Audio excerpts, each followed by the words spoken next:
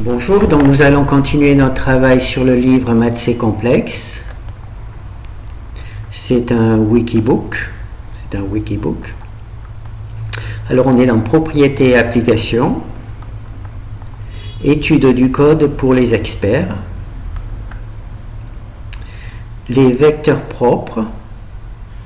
Alors je vous conseille de regarder la vidéo précédente sur les vecteurs propres quand on les étudie, c'est-à-dire qu'on les calcule pas à pas. Donc c'est important puisque c'est dans la continuation de ce travail d'aujourd'hui. Alors aujourd'hui on va voir un cas particulier quand les valeurs propres sont multiples. Alors je vous dis tout de suite, mon travail ne fonctionne pas, c'est-à-dire ce travail au-dessus ne fonctionne pas quand les valeurs propres sont multiples. Donc je vais vous montrer comment je fais pour calculer les vecteurs propres. Quand les valeurs propres sont multiples, il faut malheureusement le faire pas à pas. Alors la première chose, c'est qu'on va vérifier que les valeurs propres sont multiples. Ici, ça sera une matrice avec deux valeurs propres identiques. Voilà.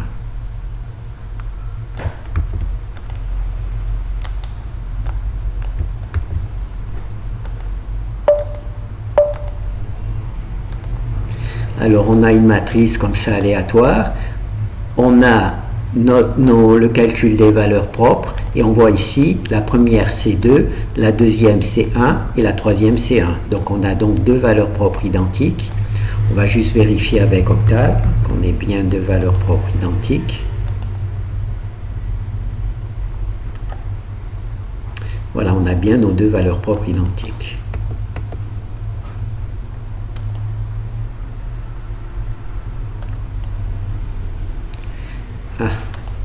Donc ça c'est bon.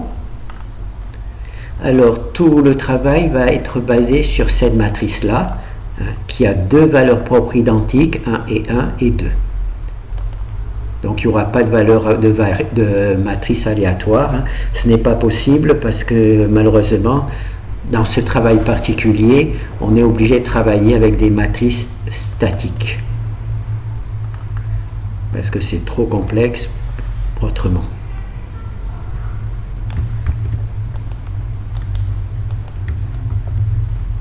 Voilà, donc ça c'est bon. Alors ce que je vais faire, je vais neutraliser, tout le texte. Voilà, ça c'est ce que vous allez voir si vous faites le travail. Et sinon, nous on va faire le travail mais étape par étape. Naturellement, ça serait... Hop. Voilà. Alors, ici, on a notre matrice d'Octave. Alors, première étape, elle est ici. Donc, c'est cette fonction-là. Je vais récupérer un stop. Voilà. Alors, ici, c'est le résultat de la matrice. Donc, ZI, donc c'est bon. Alors, première étape, on a donc une matrice A. On a vu notre matrice A. On peut peut-être l'afficher, comme ça on vérifie que ça marche. Donc c'est bon, on a bien notre matrice A.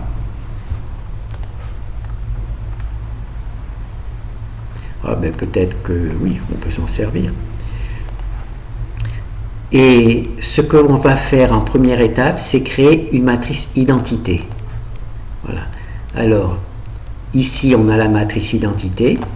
Ici, on a la valeur propre sur laquelle on veut travailler. Dans notre cas particulier, ici, ça sera 1. Et ça va nous donner, on va donc multiplier la matrice identité par 1. Et ça va nous donner cette valeur-là. En se rappelant que tout mon travail fonctionne avec des facteurs. C'est pour ça que ça marche. Et donc là, le facteur, c'est 10 moins 1. Donc, au lieu de multiplier par 1, on multiplie par 0,1, c'est-à-dire 1 multiplié par 10 moins 1, donc ça fait 0,1. Et donc, on a 0,1 sur la matrice identité. D'accord ? La matrice identité, c'est donc ça.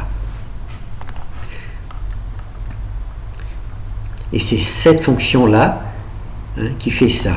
Elle multiplie une matrice par un scalaire. Le scalaire, c'est ici. Par un nombre complexe, c'est pas un scalaire. Si c'était un scalaire, ça serait S, mais comme c'est un nombre complexe, c'est Z. Donc ici, on crée un nombre complexe qui est la valeur propre sur laquelle on veut travailler. Ici, on a notre matrice identité. La matrice identité a été construite ici. C'est ici, c'est I qui fabrique la matrice identité. Et on a multiplié par le nombre complexe. Et donc, on a Z identité. C'est ce que l'on a affiché ici. Voilà. La matrice Z multipliée par identité. Donc là, on va passer à l'étape suivante.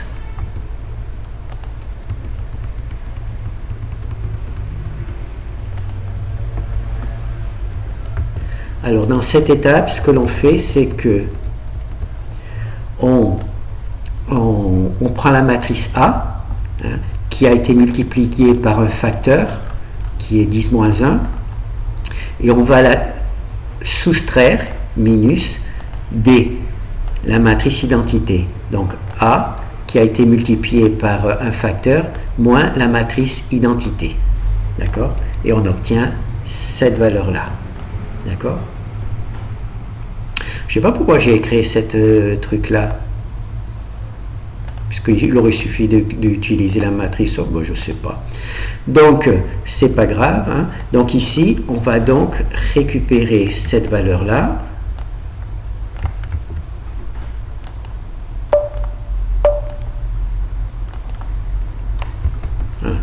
Donc ici, on a notre matrice, la matrice A, moins la matrice identité sur laquelle on a multiplié la valeur propre.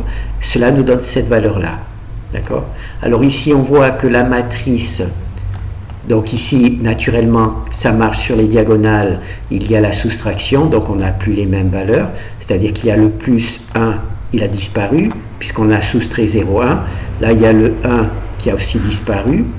Là, il y a le 1 aussi qui a disparu, puisqu'on a soustrait moins 1. C'est la matrice identité que l'on a vu précédemment. Par contre, là, on a les mêmes valeurs. Simplement, il y a un décalage sur la gauche ou sur la droite, je ne sais pas. Il y a un 0 en plus, parce que cette matrice A, pour que ça fonctionne correctement, il a fallu la multiplier par un facteur qui a décalé toutes les valeurs. Donc là, on a bien cette valeur-là ici. On a bien cette valeur-là ici. Simplement, il y a un décalage, il y a un 0, et là, il n'y a pas de 0. Donc là, c'est le truc des facteurs. C'est ici, facteur. Et c'est ici, on a notre matrice A. Et ici, on l'a multiplié par le facteur. Et ça nous donne SA. Voilà. J'aurais dû marquer FA. Ça aurait été plus intelligent, mais c'est pas grave. Donc, je récupère ici. Donc là, on a introduit la matrice identité, on a fait la soustraction. Maintenant, on va créer le système d'équations pour faire apparaître nos vecteurs libres. Nos vecteurs, oui, nos vecteurs. Donc là, on a AB, on récupère AB. Je vais peut-être mettre clair screen.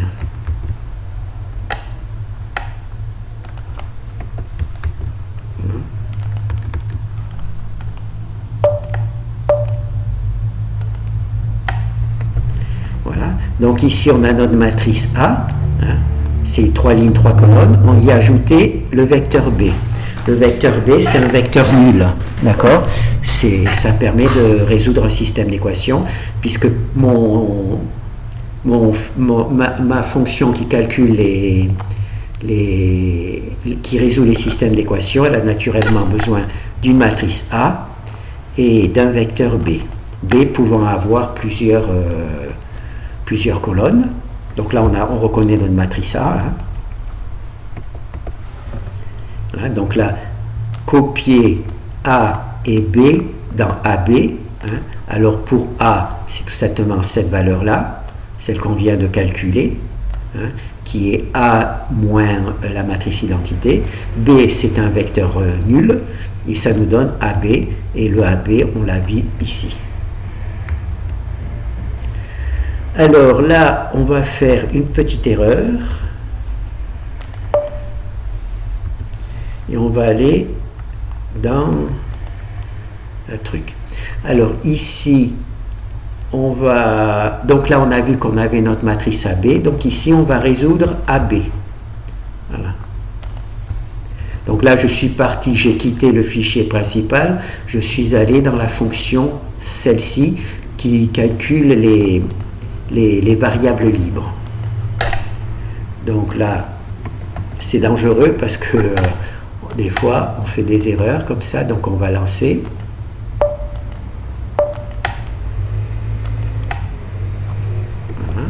Et donc là, vous avez vu qu'on avait notre système d'équation, et là, il a été résolu. Il a été résolu par la fonction ici, Gauss-Jordan, qui a résolu notre système d'équation. Alors, en résolvant notre système d'équation, il est apparu deux lignes vides. Pourquoi? Parce qu'on travaille avec des valeurs propres doubles, et donc les valeurs propres doubles vont créer deux lignes vides, et ces deux lignes vides vont nous permettre de créer deux valeurs propres, deux vecteurs propres. Alors, comme là on a des lignes vides et qu'on veut résoudre ce système, il va falloir créer un espace pour calculer les valeurs libres. Alors ici, il y a un pivot. Ici, il n'y a pas de pivot, et ici, il n'y a pas de pivot, d'accord? Il n'y a pas de pivot. Donc nous, ce que l'on va essayer de faire, c'est créer un espace pour avoir des variables libres. Donc, là, il faut faire attention pour ne pas casser toutes les fonctions. J'aurais pu le garder, ouais, j'aurais pu le garder et le rajouter ensuite.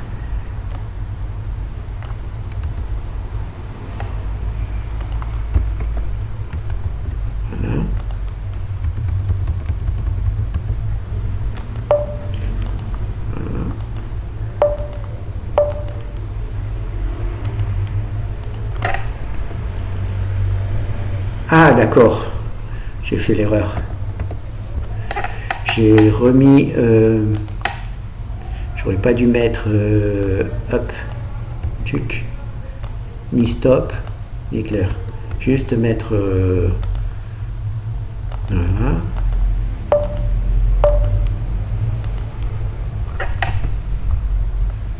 Ah, tant pis. Alors... Ici, on a notre système d'équation précédent. Qu'est-ce que j'ai fait comme bêtise? D'accord. Alors, là, j'ai supprimé tous les trucs. Alors, on va récupérer ça.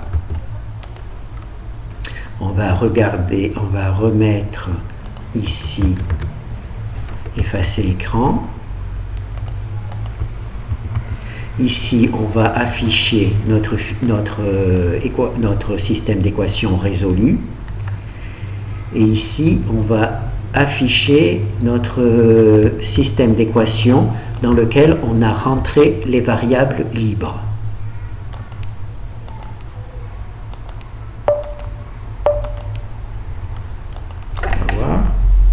Eh bien, c'est bon. Alors ici, on a notre système précédent. Hein. Il y a deux lignes de zéro qui sont dues au fait qu'on travaille avec une matrice qui a deux valeurs propres identiques. Voilà, donc on a deux. Donc nous, on veut calculer les vecteurs propres. Il y aura donc deux vecteurs propres différents. Et donc, on va transformer ce système pour qu'il soit capable de résoudre des équations avec des variables libres. Donc, ici, on se rend compte qu'il y a un pivot. Ici, il manque le pivot. Et ici, il manque le pivot. Ici, c'est B. D'accord? Cette partie-là, c'est A. Là, c'est B, c'est un vecteur nul. Là, c'est A. Et là, c'est B, c'est le vecteur nul. Et ces deux valeurs-là correspondent... Alors, ici, on n'a pas de pivot, donc on va rajouter un ici, ici on a un pivot, ici il manque un pivot, on va le rajouter. Donc ici il y a un pivot, on a rajouté ici un pivot. Mais quand on rajoute un pivot, il faut aussi rajouter une colonne. Donc c'est cette colonne. Et comme on a rajouté un pivot ici, sur la même ligne, on va rajouter un 1. Donc on va rajouter un pivot et une colonne. D'accord? Et sur cette colonne, on va mettre un 1. Ensuite, on s'aperçoit ici qu'il manque un pivot. Hein. Il en manquait un ici, mais il en manquait un aussi. Donc on rajoute un pivot.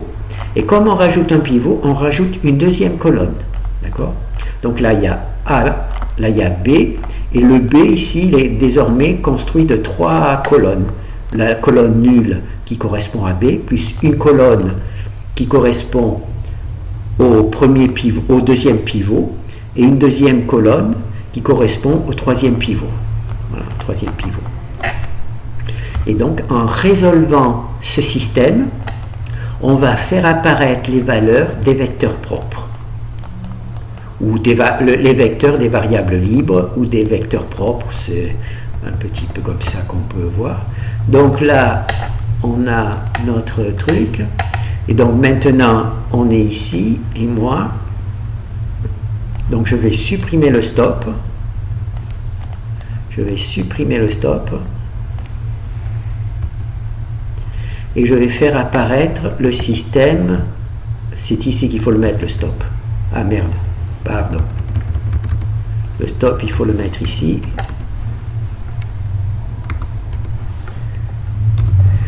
Et il faut le mettre, hop, il faut apparaître ici.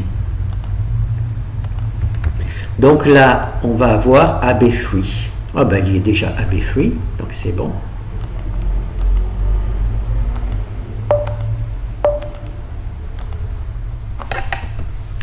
Alors, ici, il y a les deux lignes vides.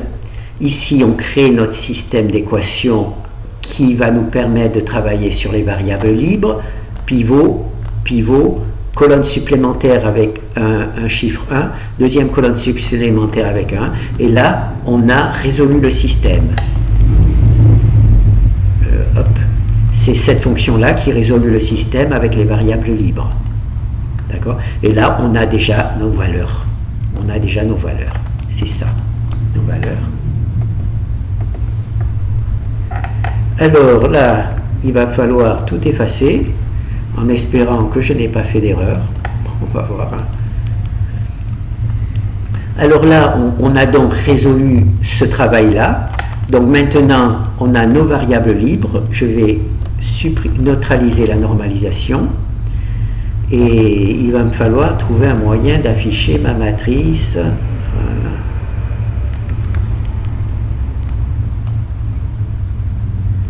Voilà. Alors, ici, on a B-free. Donc, on va afficher B-free.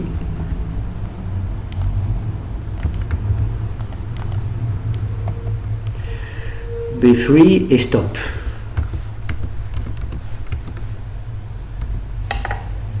Virgule, et on va effacer l'écran avant de l'afficher. Voilà.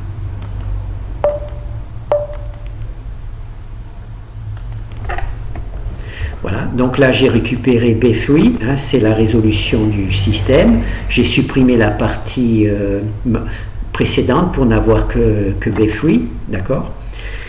Alors, ici c'est B de départ, et ici c'est le premier vecteur. Ici, c'est le deuxième vecteur. Alors, on va afficher maintenant V, tout simplement. On va afficher V.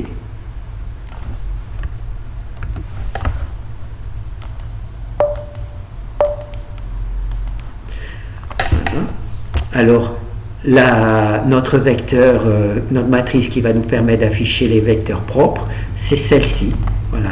Alors là, il y a 1, 0, 0, bien entendu, parce que j'ai calculé que les valeurs propres pour 1 et 1. Je n'ai pas calculé les valeurs propres pour 2. Ici, il faudra rajouter les valeurs propres pour 2. Donc là, il y a le premier et le deuxième. Ce qu'il y a à se rappeler, c'est qu'ici, les vecteurs ne sont pas normalisés. Et pour les vecteurs propres, il faut les normaliser. Donc c'est maintenant qu'on va normaliser. Alors, on va normaliser. Voilà.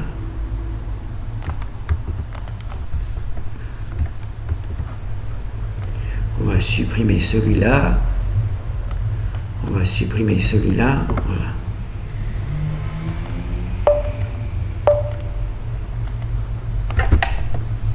Alors ici, on a notre truc libre, un B libre. Il y a B plus les deux vecteurs. Ces deux vecteurs, oh ben je les ai affichés deux fois, c'est pas grave. Donc ces deux vecteurs représentent nos vecteurs propres. Simplement, ils ne sont pas normalisés et c'est ici qu'ils sont normalisés. C'est ici qu'ils sont normalisés. Bon ben peut-être que je devrais les garder au cas où, pour montrer que c'est les mêmes valeurs.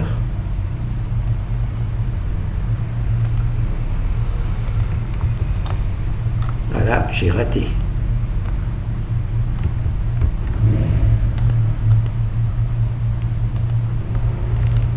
Voilà.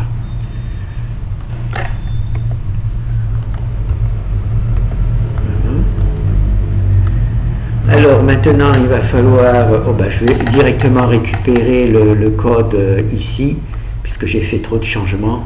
J'ai peur de ne pas être capable de récupérer les bons. Voilà. Donc là maintenant, on va revoir tout ça. Alors la matrice A avec ses deux valeurs propres trucs. Alors ici, la matrice identité, on se rappelle, la valeur propre c'est 1. Multiplié par le facteur, 10 puissance moins 1. Là, on fait la soustraction moins la A moins la matrice identité d'ici. Ici, on crée le système d'équation, le premier qui nous fait apparaître les deux lignes vides. Ici, on applique la notion de variable libre et on résout les variables libres. Alors ici, les valeurs ne sont pas normalisées. Et ici, les valeurs sont normalisées. Donc on récupère cette valeur-là et on voit qu'ici, on a normalisé notre truc. Alors on se demande si véritablement cette valeur-là correspond à celle-là. C'est facile. Il suffit de neutraliser ici. Donc ici, on copie le B dans V et on le normalise. Si je supprime la normalisation,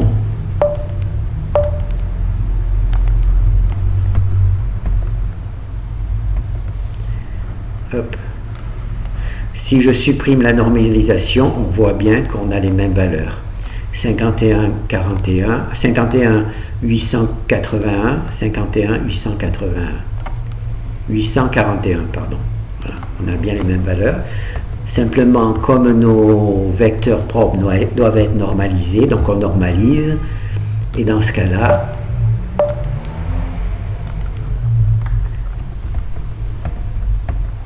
on a cette valeur-là. D'accord, c'est normal.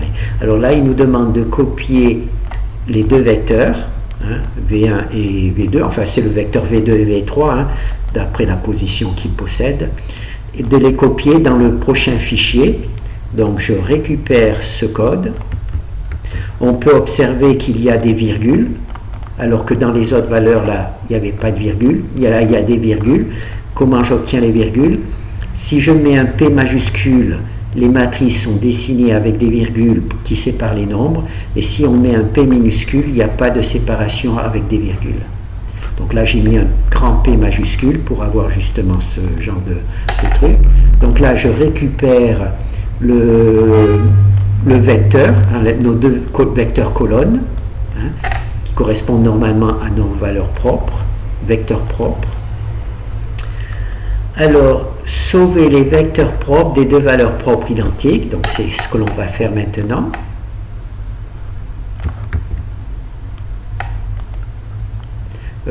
Pardon. Voilà. Donc c'est ici qui nous demande, c'est ici qu'on doit copier les vecteurs que l'on a calculés précédemment. Donc je les récupère ici.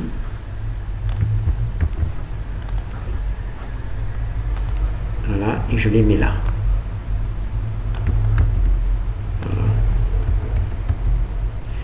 Voilà. Alors maintenant, j'essaie de compiler. Il me dit de ne pas compiler ce fichier. Pourquoi? Tout simplement parce que le premier vecteur propre n'est pas encore calculé. C'est maintenant que nous allons calculer le premier vecteur propre. Alors calculer le dernier, hein, bon c'est le premier, mais enfin on dit que c'est le dernier puisque c'est le dernier que l'on va calculer. Alors j'ai besoin de conserver ce fichier puisque c'est lui qui va me permettre de faire les calculs. Donc je vais ouvrir un deuxième. J'espère que c'est pas le même. Pas de chance, c'est le même. Ah, ouvrir. Voilà. Donc là, j'ai toujours le fichier dans lequel j'ai copié mes calculs. Donc là, c'est bon. Alors là, normalement, on va calculer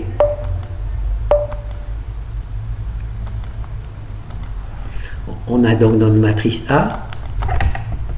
Cette fois-ci, on va calculer avec les valeurs propres, la valeur propre qui est égale à 2. Il n'y en a qu'une seule, d'accord? La valeur propre qui est égale à 2. Elle est égale à 0,2 parce qu'il y a un facteur, 10 moins 1. Voilà. Ça me permet, ce facteur me permet d'avoir de bons résultats. Sans ce facteur, mon travail. Donc là, on fait la même chose. On fait A moins cette matrice que l'on vient de faire. Là, on crée, exactement comme tout à l'heure, on crée un système d'équations. D'accord? Cette fois-ci, comme il n'y a qu'une valeur propre, la valeur propre n'est pas double, il y a un pivot, deux pivots et une seule ligne nulle. D'accord? Il n'y a qu'une seule ligne nulle parce que ma valeur propre n'avait elle n'était pas multiple, elle était simple. Donc là, il y a un pivot, deux pivots, il manque juste un pivot. Donc en rajoutant un pivot et une colonne, on arrive à notre système créé pour les variables libres. Voilà, c'est ici. Et ici, déjà, on le résout. Il est déjà résolu. Et cette valeur-là est déjà notre vecteur propre que l'on cherche, mais non normalisé. Voilà. Ici, on a notre vecteur propre. Donc ici, on a récupéré B, c'est-à-dire B le vecteur nul, le premier vecteur, et le B de la variable libre, qui représente en fait notre vecteur propre, non normalisé, et là, il est normalisé. Donc on peut juste vérifier. Si je neutralise la normalisation, par contre là il faut le fermer.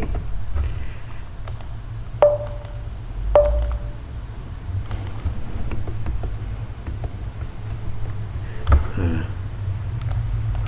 Si je ne neutralise pas la normalisation, on obtient bien les mêmes valeurs. Bien les mêmes valeurs. Simplement, il nous faut normaliser ce vecteur pour avoir le vecteur propre. Et là, on voit, c'est les deux vecteurs que l'on a calculés, mais naturellement, ils ne sont pas encore introduits dans notre matrice V. C'est maintenant qu'on va faire le travail. Voilà. Donc là, on se rappelle rapidement. Et voilà, donc là, on a notre vecteur. Donc là, on a notre valeur sur laquelle on veut travailler. Alors, toujours la même chose, il y a des virgules qui séparent les nombres. Pourquoi? Parce qu'il y a un P majuscule ici. Et là, il y a un P minuscule, il n'y a pas de truc pour séparer les membres. Donc là, il nous demande de copier V1 dans le prochain fichier. Enfin, le prochain fichier... pour nous, c'est celui que j'ai sauvé précédemment. Donc, je vais copier ici. Donc, ici, il manque les valeurs du premier vecteur. Oh là là, ça c'est risqué. Oh là. Et donc, je vais les récupérer ici. Donc, je récupère la première valeur ici. Et je la mets ici. Je récupère, pardon.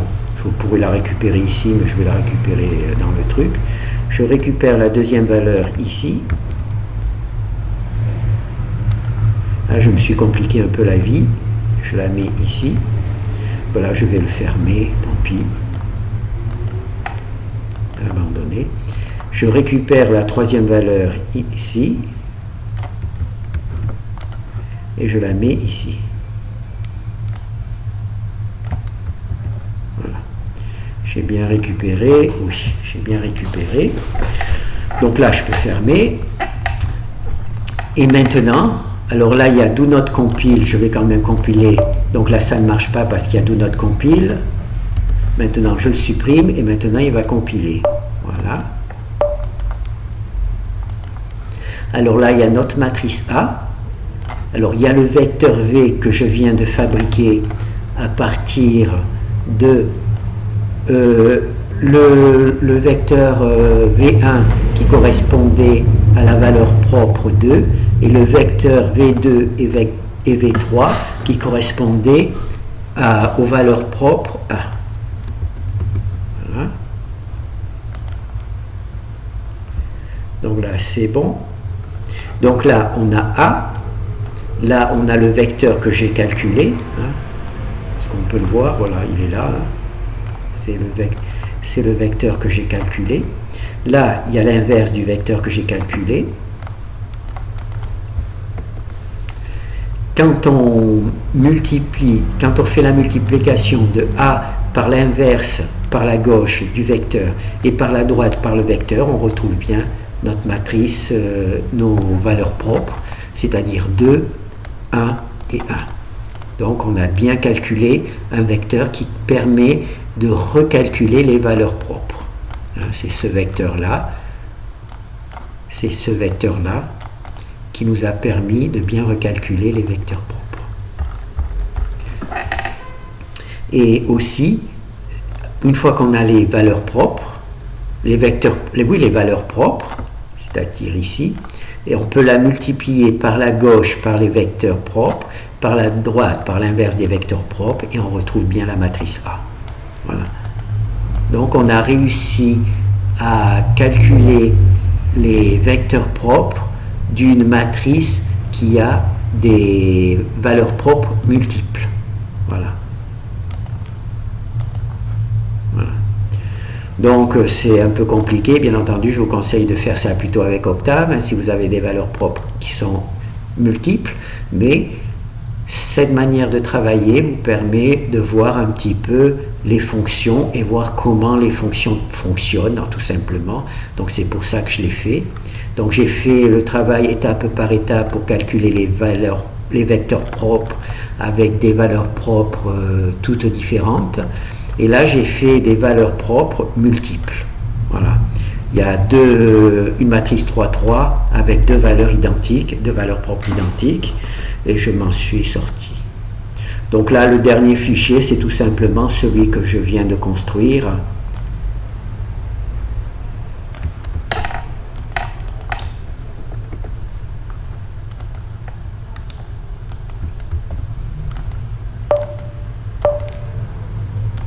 Je le sais pour toujours. Donc là, il y a A, là, il y a V, c'est le vecteur qu'on a construit ensemble. Il y a son inverse. On retrouve bien les valeurs propres 2 plus 1 plus 1, hein, puisque normalement mon travail n'est pas capable de le faire, mais je vous ai montré que je pouvais quand même le calculer. Bon, il faut le faire à la main, mais c'est truc. Et là, quand on a A, avec les valeurs propres et les vecteurs propres, on retrouve bien A. Donc théoriquement, ça devrait fonctionner correctement. Voilà. Merci. Hop. Donc les A, c'est valeurs propres multiples.